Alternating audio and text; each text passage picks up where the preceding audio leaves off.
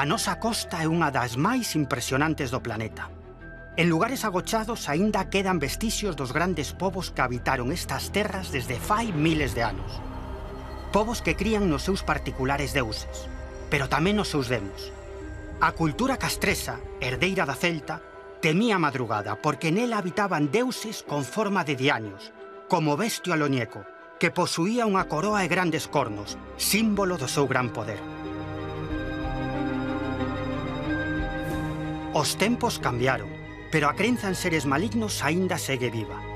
Tanto que, segundo a tradición, poden tomar forma e atacarnos. Non é novo. Desde hai séculos, os diferentes povos que viviron nestas terras miraron con veneración á luz e con medo á escuridade. Alí é onde habitan os demos da noite que poden chegar a posuir a nosa alma. Así se transmitiu de xeración en xeración e de relixión en relixión, ata o punto de que aínda hoxe en día hai santuarios como o do Corpiño. Alí, baixo a luz das candeas e invocando a Deus, bótase o demo do corpo, con cerimonias e rezos, como se facía no tempo dos devanceiros e como aínda hoxe en día se fai. A creencia nas entidades malignas é moi difícil de datar, non?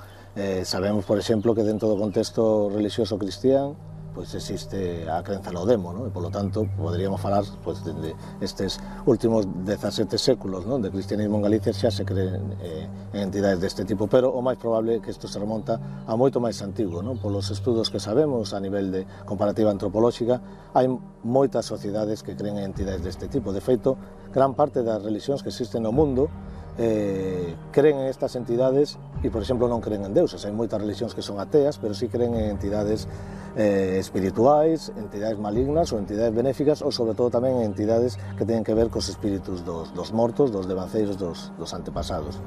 Entón, é moi difícil datalo, pero poderíamos falar de que é unha tradición moi antigua, con diferentes capas a medida que foi cambiando o contexto histórico, cultural, religioso e ideolóxico polo que pasou a nosa cultura ao longo do tempo. A crenza no demo en todos os males que pode desencadear, como veremos nos próximos minutos, segue moi viva na nosa terra. Esta é a poboación de San Félix de Anllóns, unha localidade na que os seus veciños viven tranquilos, gozando do rumor das augas do río próximo. Pero non sempre foi así. Esta é a casa do demo, e non pode ter outro nome. Contan as crónicas que nesta vivenda hai máis dun século as forzas do mal desataron todo o seu poder. Hoxe en día foi reformada por completo, para dar cabida a unha casa rural que leva o nome popular co que se coñecía no afastado ano de 1900. Esta casa la compramos para un hijo que tenemos en América y que lleva 20 y tantos años en América y que nos pedía tener un sitio en Galicia para tener un sitio para retornar. Encontramos esta casita gracias a la chica que lo cuidó toda su vida y nos hemos venido aquí. Nos encantó el sitio tan pronto llegamos, solo tenía paredes, o sea, era nada, unas paredes, pero tenía licencia. Y entonces compramos la casa y cuando empezamos a restaurar la casa, el pueblo, la casa le llamaban la Casa do Demo, no sabíamos muy bien por qué. Y un día aparece un periodista de La Voz de Galicia que quiere hacer un reportaje sobre esta casa. Y entonces es cuando decidimos investigar realmente qué ha pasado con esta casa. Este chico nos informa, nos cuenta todo lo que hay y entonces empezamos a indagar. Uno que nos da mucha información, una persona que nos da mucha información, es el hijo de un sobrino de un notario que existía aquí en este momento y que tenía incluso documentación. Se la enseña a mi hijo Javier y entonces, bueno, pues empezamos a desarrollar el tema. Efectivamente había muchos libros sobre el tema, Pondal había hecho algún verso y alguna canción, bueno, en fin, que nos enganchó y que pero realmente la casa lo que tiene es una paz maravillosa. Aquí puede ser que haya habido demo, la historia cuenta que era una abuela, una señora mayor que tiene una nieta que se queda sin padres y se viene a vivir con la abuela. Y cuando viene a vivir con la abuela empiezan a aparecer fenómenos extraños en esta casa. Volaban las patatas, les tiraban de los pelos, en fin. Llaman al cura, al notario, al médico, a los que había así importantes, dicen que presencian algunas cosas de con esta señora y con su nieta y mandan toda la información a la Archidiócesis de Santiago. Está allí todo depositado, pero no lo sueltan, no sé por qué razón. Pero sobre esta casa se han hecho muchas historias y la última, pues la de José Cora, que es el editor del periódico de Lugo, del Progreso de Lugo. A principios de febreiro do ano 1900, o párroco da pequena aldea de San Félix de Anllóns, Xoán Antonio Combarro, recibiu a visita dunha veciña, Xuliana Rodríguez. A muller pediulle ao cura que celebrase unha misa polo primeiro aniversario da morte do seu marido e que se fixese canto antes. Tal como contou o cura un xornalista tempo despois, Xuliana tiña o temor de que ese descoido fose a causa das 1000 vexacións que viña sufrindo na súa persoa a domicilio. Asunto que non contou a ninguén por temor a que o seu bo nome quedase en descrédito. Xuliana describiu o crego as terribles agresións ás que eran vítimas ela e a súa neta de 2 anos por parte dunha malévola entidade invisible. A historia que se inicia sobre novembro de 1899. A familia afectada é unha neta, María Cundins, que vive coa súa avoa, Juliana Rodríguez, e co seu avó, Xosé Díaz. Non? Xosé Díaz acababa de finar. Pouco tempo despois de que morrera o avó desta nena, o marido de Juliana Rodríguez, empezan a ocurrir fenómenos extraños na casa. Que tipo de fenómenos? Pois, bueno, hai obxetos da cociña que se moven, sufren agresións físicas as dúas persoas que vivían na casa, a avoa e máis a neta. Escoítanse explosións, estruendos, hai cestas de patacas que se levan polo aire, se colocan boca abaixo e non caen. Toda esta serie de fenómenos os están vivindo Juliana Rodríguez e a súa neta María Cundins con moito medo, con moita preocupación daquela. O único que podían facer nunha aldea como a de Anllóns, pouco habitada, moi rural, sen moitos máis recursos que o mellor acudir pois ao boticario ou ao que cura, pois Juliana Rodríguez empeza polo cura, por Xoán Antonio Combarro. Ela vai a confesarse e lle conta a historia do que lle está pasando na súa casa coa súa neta ao cura. O crego Xoán Antonio Combarro non creu nada do que lle contou Xuliana. Pero aínda así, co piadoso fin de tranquilizar e consolar a muller e a súa neta, aceptou bendecir a casa. No momento que chega Xoán Antonio Combarro acompañando a Juliana Rodríguez, a bella, non? Para bendecir a casa, pois o primeiro que acontece cando están dentro é que lle cae unha pedrada que lle golpea na cara ao crego. Logo ve como se levan polo aire os cestos de patacas, empeza a ver unha serie de fenomenoloxía poltergeist, que diríamos hoxe, daquela dicían o demo, e interrumpe a bendición, vaise pitando dali, el di, bueno, non quisen volver a aquela casa, dixou escrito por non sei que temor. O que si fixo foi escribir ao arcebispado de Santiago de Compostela pedindo autorización para un exorcismo, porque el consideraba que había materia para elo. Temos moita fenomenoloxía, se queredes chamalo, de encontros entre persoas e demos, non? Incluso hai algunhas destas situacións pois poden ir parellas con determinados feitos, ¿no? Físicos, así o narran, que dentro dos estudios, por exemplo, para a psicología, pues clasificarían como poltergeist, ¿no? Pero que forman parte tamén do contexto antropolóxico deste tipo de encontros, pois en ruidos, en movimentos extraños de obxectos dentro das casas, incluso materialización de determinados elementos ou destrucción inexplicable de obxectos que poden ser hasta unha imaxe sagrada. Non chegou a producirse ese exorcismo que solicitaba Xoán Antonio Combarro, porque antes delo acabaron os fenómenos, pero si houbo tempo para unha expedición máis científica. En esta vez foi o boticario, Severiano Mesías, o boticario do pobo, que con xente máis ou menos de certo renome, xente con unha formación máis científica, quiso ir a aquela casa e ver o que pasaba. O que presenciou foi o mesmo que o cura, pero todavía máis espectacular. As testemunhas, que eran moitos os veciños do pobo que se acumulaban ali para ver o que estaba pasando, ¿no? Que se xuntaban ali, pois veron como a nena agarraban dos pelos, como a levaban polo aire unhas forzas invisibles, como eran golpeados violentamente aqueles veciños que trataban de intervir para impedir que seguiran maltratando a esas dúas mulleres, ¿no? Pero nada daba resultado, e o fenómeno mesmo daba a impresión de que con máis presencia e con máis xente todavía se potenciaba máis.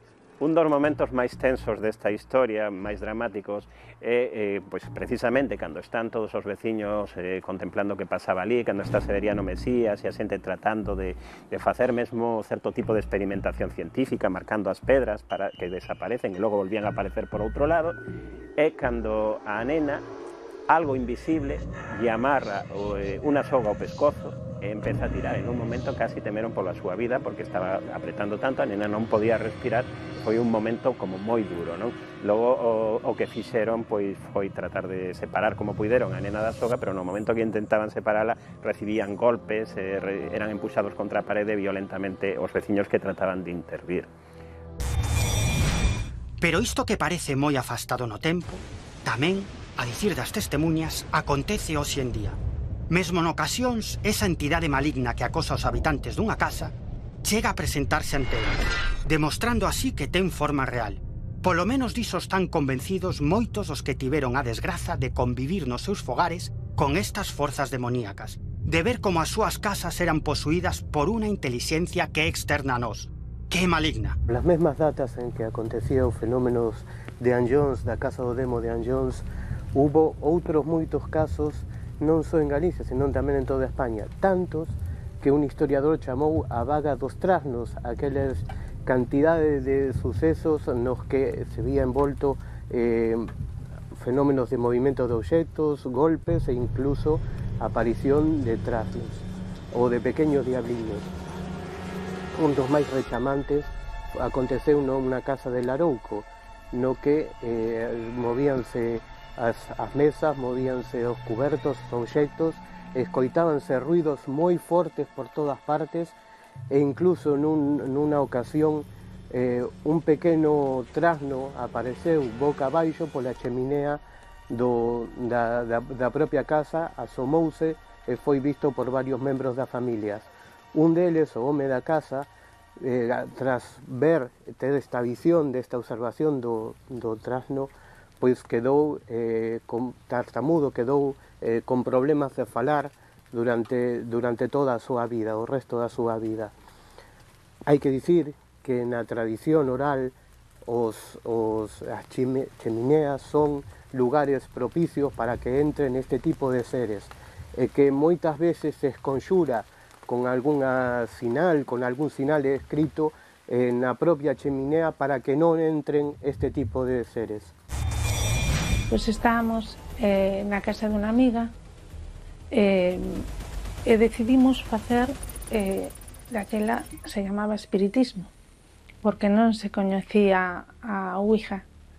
Entón nos pusimos en un cuartiño anexo ao salón, nos pusimos ali no chan e pusimos as mans así facendo un círculo.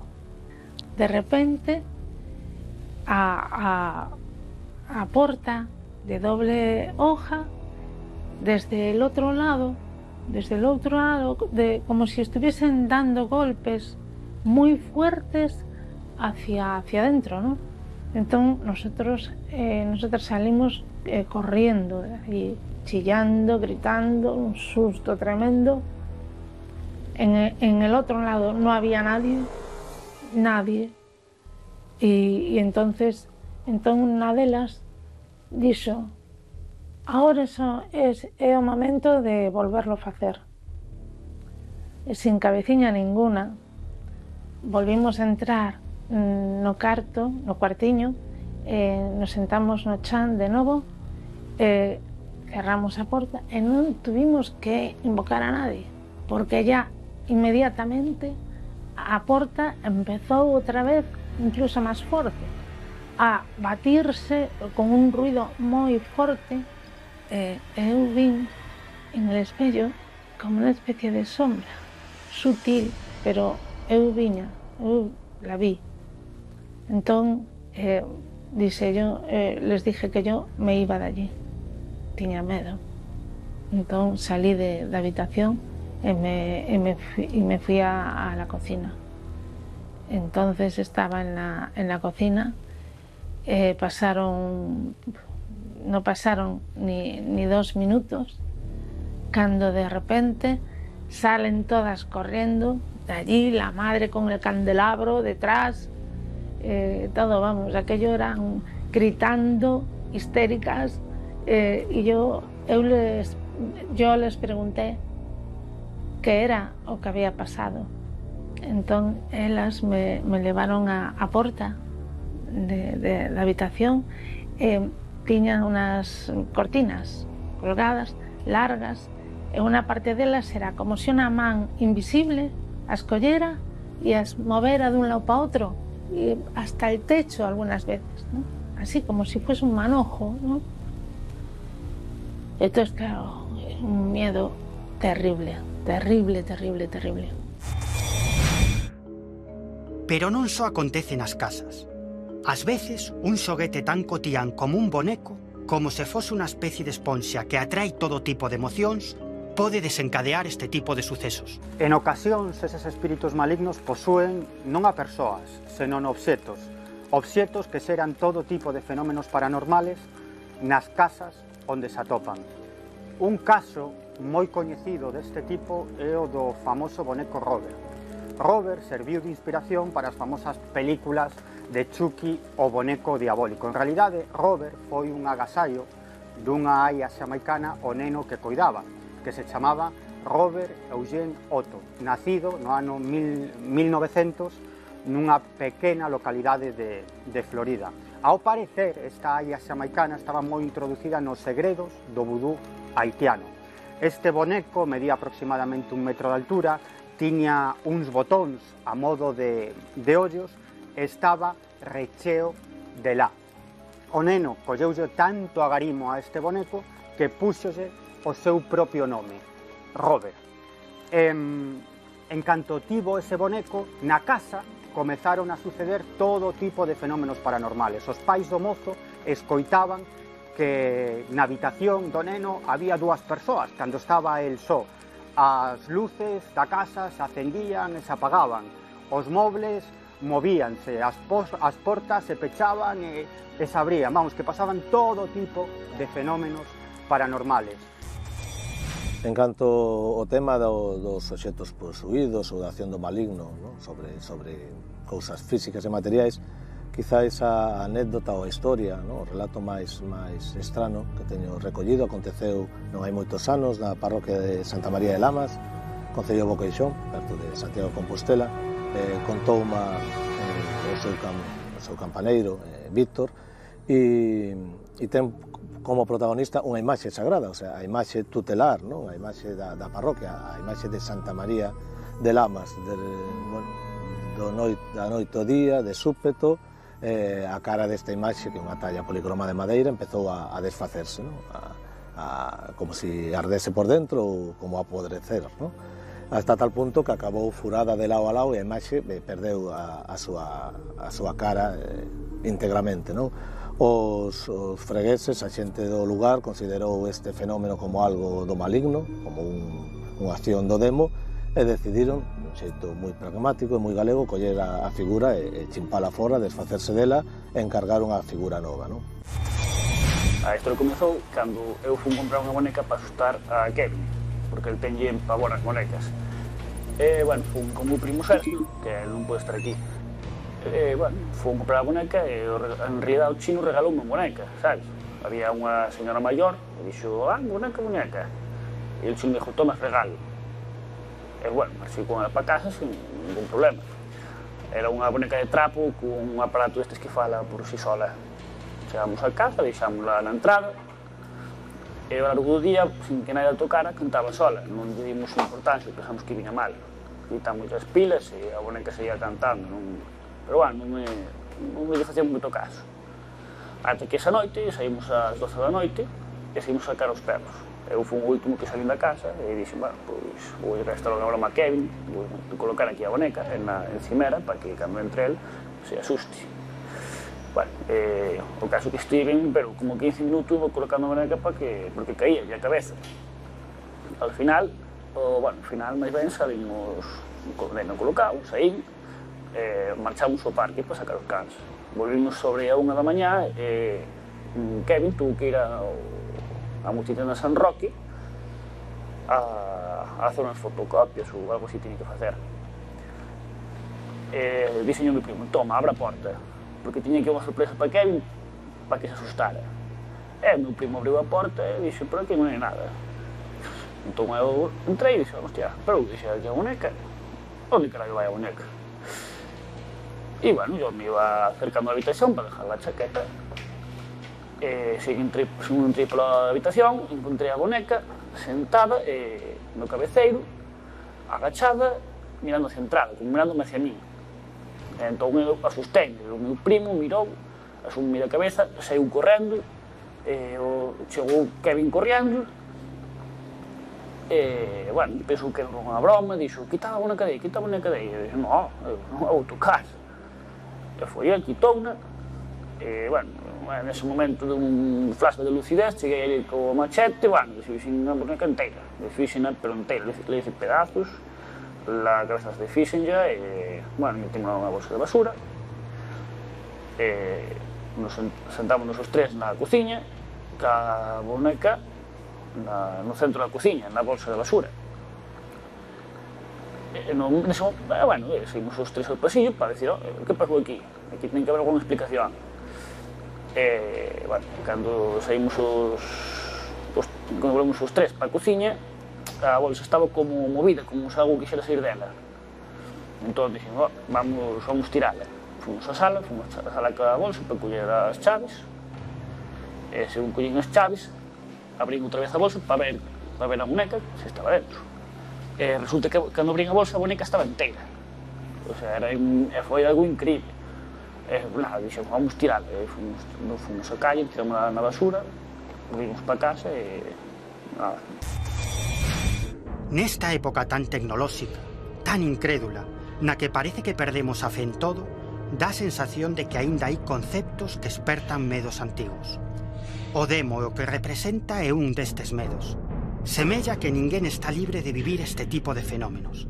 Por iso, convén botar man da tradición e tomar algunhas precaucións para evitar estas situacións. Según a tradición galega temos dous tipos de mecanismos, poderíamos clasificarlos así. Mecanismos protectores ou profilácticos frente a este tipo de males, de entidades, e mecanismos esconxuradores ou sandatorios, é dicir, para expulsar ou para curar as persoas cando xa sufren a acción destas entidades.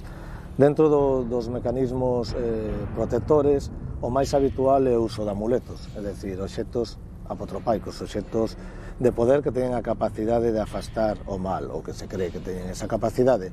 Hai amuletos de todo tipo, hai amuletos que podemos chamar de orixe profano, hai amuletos de orixe religioso, hai amuletos que se levan consigo, hai elementos protectores que se poñen na casa, sobre todo especial atención, hai que prestar especial atención á protección da casa, do fogar, da facenda, o que é o gando, e de todas as construcións anexas que forman parte da unidade doméstica, non? A outra explicación posible era que fose a neta, María Cundins, a que actuaba como catalizador de todos estes fenómenos, e de feito que nos contan as crónicas, as novas da prensa, é que cesan no momento en que esta rapaza sae da vivenda. A conclusión de todo isto, pois claro, hai sempre que mesmo na época trataba de dicir isto era un montaxe, isto non era real, pero moitas veces, se tratamos de darlle unha explicación racional a unha situación de estas, pensemos nunha boa e a súa neta vivindo no rural, nunha aldea, en Anllóns, con moi poucos medios, que como elas poden montar unha fenomenoloxía paranormal digna de Steven Spielberg nos nosos tempos. Entón, ás veces, as explicacións racionais son menos racionais que admitir que non sabemos o que pasaba. Penso que por algunha razón descoñecida, certas forzas alleas a nós poden xerar o mal. En canto a orixe destas forzas maléficas, algúns investigadores do paranormal pensan que a orixe está na mente das propias persoas, que son as que xeran este tipo de fenómenos extraños. Pero outros investigadores opinan que en realidade esas forzas maléficas son espíritus, persoas mortas, que en lugar de ir hacia o alén, hacia a luz, quédanse apegados na terra, no noso mundo material. Algúns o fan para axudar a familiares e amigos, e outros quedan aquí apegados para facer o mal. Os médiums e os espiritistas din que cando falecemos desprendémonos do noso corpo físico, pero seguimos mantendo o noso carácter e a nosa forma de ver o mundo. Polo tanto, se somos malas persoas e se quedamos ou decidimos quedar apegados a esta terra e non viaxar ao alén, se somos malas persoas, pois seguiremos facendo o mal aquí na terra.